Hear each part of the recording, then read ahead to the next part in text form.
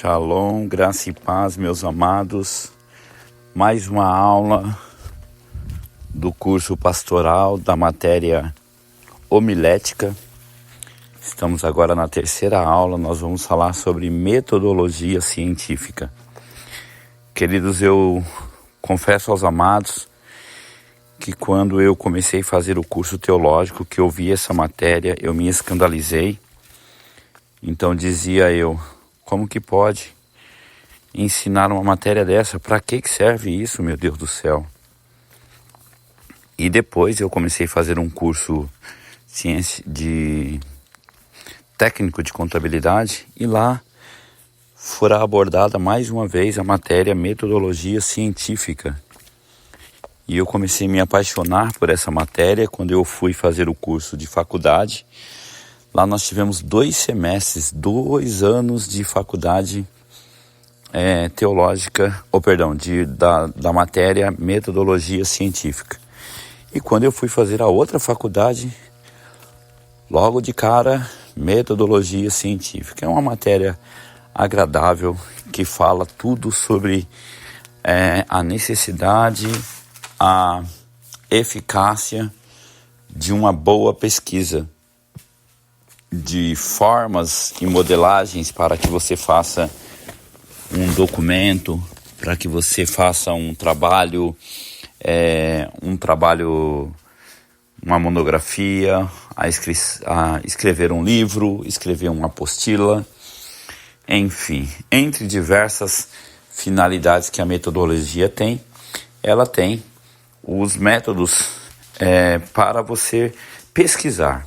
Eu quero agora trazer para os nossos amados de forma bem prática e de forma básica uma breve e rápida pincelada de como fazer uma pesquisa. Mas eu convido os senhores a mergulharem nessa matéria para fins diversos, que inclusive te facilitará o seu caminho naquilo que galgar o seu coração, naquilo que for o seu chamado, ok? Vamos lá então. O pregador ele precisa trabalhar a questão de pesquisa e nesse tempo ainda muito mais. Todas as pessoas que forem dar um curso, forem fazer um estudo ou for fazer uma boa palestra, uma boa ministração, ele deverá fazer uso dessa incrível ferramenta que é a pesquisa. É importantíssimo que ele atenha-se para a metodologia correta de pesquisa, para que ele não comprometa o conteúdo do seu trabalho. Porque se você pegar um galão desses de 20 litros de água, é gigante, é muita água, 20 litros de água potável é fantástico. E aí você vai beber dessa água, você coloca um copo e bebe normalmente. Mas se você for no esgoto e pegar uma gota de água do esgoto e pingar ali com uma seringa dentro daquele galão de 20 litros de água, minha pergunta, você teria coragem de dar ao seu filho? Você teria coragem de dar essa água para seu filho beber, sabendo que foi pego ali do esgoto, de locais terríveis, que você não sabe quais são os tipos e os níveis de doenças que estão ali inseridos, e você colocar, mas é só uma gota em meio a 20 litros de água. Tenho certeza que um bom pai jamais fará isso. Tem aí então, nós temos aí a primeira pergunta. Por que às vezes corremos o risco de estarmos fazendo um estudo, de estarmos trazendo até mesmo no púlpito, eu estou falando isso porque já vi, pessoas trazerem uma instrução com qual base, com qual a ferramenta de pesquisa, qual foi o campo de busca comprometedor. Então hoje nós temos aí uma igreja introdutiva, nós temos aí uma série uma gama enorme de confusão teológica que o Brasil enfrenta, e a pesquisa que ela não é feita com grande atenção, correrá em que haverá um risco terrível de comprometer todo o seu trabalho. Então, eu quero aconselhar pessoas que têm uma aspiração maior, irá além. Eu aconselho que você faça um curso sobre metodologia científica, que você se aprofunde um pouco mais na busca das matérias para te facilitar e dar credibilidade e confiabilidade nos conteúdos que você for discorrer. Amém? Passado essa primeira orientação, vamos falar sobre alguns métodos de pesquisa, formas de pesquisar, porque você irá fazer um trabalho e nós vamos pegar o tema sobre o amor. Vamos falar sobre o amor. O que é que todo o palestrante, todo o pregador, ele deve ter em mente? Ele deve ter em mente que o tema ele é apropriado para o período, para o local, para o público que ele irá discorrer, que ele irá trabalhar. Ele precisa ter também a consciência que o seu conteúdo poderá ser rigorosamente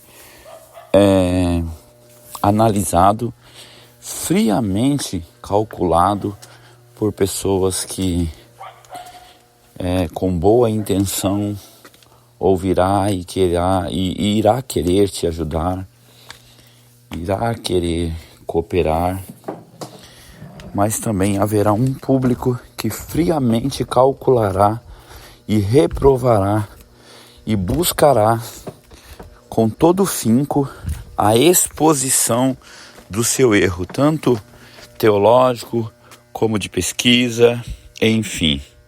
Partindo desse pressuposto, é certo afirmar que a primordial e importante decisão que você tem que tomar são as fontes. É importante que você analise a fonte da sua pesquisa. O que seria a fonte de uma pesquisa? Da onde vai vir as informações. Não, apóstolo, eu não ligo. Eu vou lá e coloco no Google e o que sair eu vou copiando. Se você me disser que já tem feito algumas vezes dessa forma, eu lamento, porém não te condeno. Eu lhe informo que você não é o primeiro e junto contigo nessa decadência existe um número gigante de pessoas que agem da mesma forma. Não observam, não para pesquisar a fonte. Antes de fazer uma pesquisa, a fonte deve ser pesquisada. Se você não faz isso, você com certeza já ministrou palavras, temas, textos, citações, inspirações de Chico Xavier, muitas vezes de Padre Marcelo Rossi, de Padre Fábio, de pastores caídos, adúlteros, malignos, de pensadores diversos ateus, muitos homens e mulheres corrompidas e terrivelmente endemoniadas. É muito provável que você já tenha feito alusões, citações, trabalhos diversos, aqueles memezinhos que colocam na internet, justamente porque uma grande parte de pessoas que estão no reino desenvolvendo palestras, estudos, apostilas e diversos outros trabalhos, ministrações, não se atentam ao fator number one de importância para um trabalho: a fonte que você pesquisa. Amados, enquanto nós estamos aqui apenas gravando vídeo, gravando áudio, gravando um curso, você está talvez trabalhando em qualquer função, seja lá, tem alguém que agora está se acabando em buscar um conteúdo, em formar um conteúdo. São pessoas que vão à procura da informação.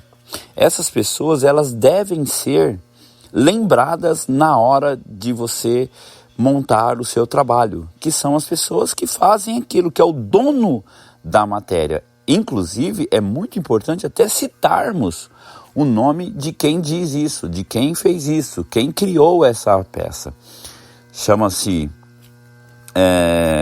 plágio quando eu pego algo de alguém como se fosse meu e coloco e cito e falo e prego e como sem nenhuma citação àquela pessoa. A ABNT, que é um órgão regularizador das normas práticas de textos e trabalhos diversos, acadêmicos e outros, exige, inclusive, que um trabalho, para ter uma credibilidade acadêmica, ele deve obrigatoriamente citar a fonte, citar da onde que você tirou aquela informação. Então hoje nós fazemos algumas coisas como se fosse da nossa cabeça, mas não, tem alguém que fez isso. Aí você vai se chocar com muitas coisas que você tem dito, que você tem falado. Você vai entender que você muitas vezes foi ministrado pelo próprio Satanás. Porque isso é um fato. Quando nós agregamos, colocamos, citamos algo sem conhecer e sem saber a fonte, sem analisar, e quando menos espera, nós vamos atrás e nós vamos ver que aquela pessoa foi um médium, foi alguém que foi inspirado por Satanás para nos entregar um conteúdo, e nós repetimos ele, formamos e ainda falamos para a igreja, fala isso. Esse é um fato. Então, o primeiro ponto, analise a fonte. Agora, uma outra questão é diversidade de fontes. É um conselho que eu dou. Assim, você vai falar sobre o amor. Então, é importante você falar sobre o amor. Pegue, no mínimo, 3 fontes. São 3 pessoas que estão falando sobre o amor, 3 referências. Aí a credibilidade do seu trabalho vai da sua busca da perfeição que você terá em buscar qualificação para esse trabalho, pessoas qualificadas, gabaritadas. Então você vai unir aí para falar, eu quero falar sobre o amor no matrimônio. Eu vou procurar aqui quais vão ser as minhas fontes para isso. Eu vou procurar fontes que sejam compatíveis com a palavra de Deus, com o Evangelho de Jesus, pessoas que têm. E eu posso olhar, inclusive, em fontes de pessoas que são contrárias ao amor, para que eu tenha uma base que vai nortear a minha fixação naquilo que eu estarei ministrando. Então, é de extrema importância que tenha aí no mínimo 3 fontes que falam desse assunto, que entre si até divergem. É importante isso, que há uma divergência naquele conteúdo em que você está ministrando, né? Não, eu quero falar sobre o Apocalipse. Muito bem, agora é importante você pegar fontes que são contrárias umas das outras, para que você tenha ali um resumo, você tenha ali algo bem fortalecido, bem fixado, para que você possa trazer aí o seu estudo. Então é uma dica, uma informação, ok? Então a fonte, ela tem que ser fonte pura, cristalina, ou seja, então você tem que, antes de fazer a sua pesquisa, você precisa pesquisar a fonte. Olha que interessante, eu quero falar sobre isso e vou pegar essa fonte aqui. Estuda a fonte, ok? Ouve debates a respeito do tema, ouve palestrantes. Agora, o que é importante e deve tomar muito cuidado?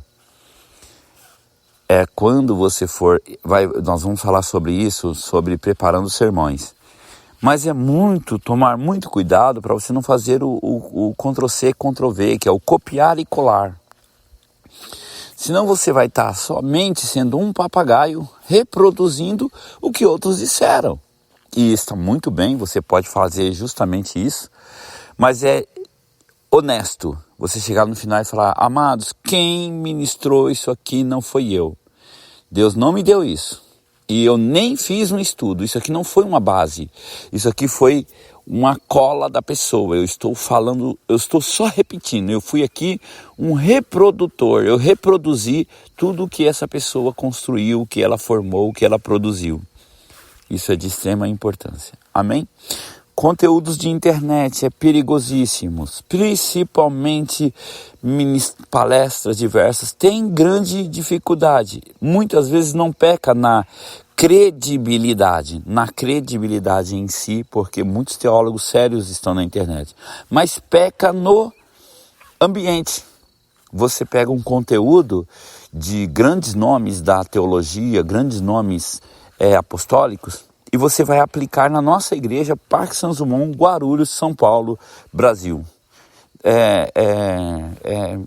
Chega a ser ridículo quando há uma ministração pautada em conteúdos americanos, conteúdos diversos, e nós cobramos e queremos o mesmo resultado que os irmãos americanos reproduzem. Moral da história, eu estou enfadado a trazer água com água de salsicha, que é aquela água que não serve para nada, assim, é bonita, assim, colorida, assim, tem uma cor legal, mas ela não faz nada. E às vezes nós ficamos nervosos e falamos para a igreja, dá glória a Deus, vai aí, faz qualquer coisa. Ficamos também até inventando algumas coisinhas para tentar melhorar o nosso fracasso na pesquisa. Então a pesquisa é algo importantíssimo. Agora existe também outro tipo de pesquisa, tem vários tipos de pesquisa. Tem a pesquisa de campo, que é a pesquisa que nós fazemos entrevistando pessoas, que é a pesquisa que nós fazemos de fatos concretos, que são as pessoas testemunhando, são coisas vivenciais, né? Então, históricos vivenciais, você viveu aquilo, você está vivendo, você vê aquilo. Na aplicação da mensagem é muito importante que haja uma pesquisa de campo, né? Você coloca dentro do seu conteúdo algo que você viveu, algo que alguém viveu, algo que você viu, algo que foi ocular. É importante e interessante também isso. Ok? Uma das fontes de maior credibilidade é a fonte em livros. Bons livros, porque um livro, para ele ser lançado, ele é passado por alguns critérios para que gere uma credibilidade, que tenha uma comprovação dos fatos. A melhor fonte para a pesquisa são livros, né? Diálogo com pessoas. Quando eu quero trazer no meu conteúdo, na administração, algo da área que envolva a área da saúde, eu faço entrevistas, eu converso com a minha esposa, a apóstola Abel, que é da área da saúde, eu converso com a apóstola Eliana, bato um papo com quem é da área, eu vou falar sobre algum outro tema, já inclusive alguns dos irmãos vão lembrar que eu fui falar sobre construção, eu trouxe um engenheiro para falar sobre aquela casa construída na areia que Jesus disse, eu trouxe um engenheiro para falar a respeito. Eu vou falar com os guardinhas, eu pesquiso informações diversas e eu entrevisto pessoas do ramo, eu falo com militares da ativa, eu falo com militares reformados, eu falo, isso nos traz uma credibilidade, um conteúdo sólido para aquilo que eu vou ministrar, aquilo que eu vou ensinar. Então tudo isso faz parte, está no campo da pesquisa. Tenha sempre um tema definido para que você não seja roubado da sua pesquisa, né? Eu vou agora fazer uma pesquisa. O tema não está consolidado na minha mente, então eu posso ser roubado a qualquer momento. Talvez eu vou estar ministrando, eu vou falar sobre o amor. Só que aí quando eu começo a ler sobre o amor na pesquisa, eu acho que tem uma coisa mais interessante. E aí eu sou roubado da minha ideia inicial e eu começo a falar sobre o ódio. A melhor coisa é o ódio. Mudei, fui pro ódio. Só que aí daqui a pouco tem algo que é mais interessante, falar sobre casa. Aí eu mudo tudo, eu vou para casa. Então, toda vez que você for fazer uma pesquisa, é importante você ter o tema definido.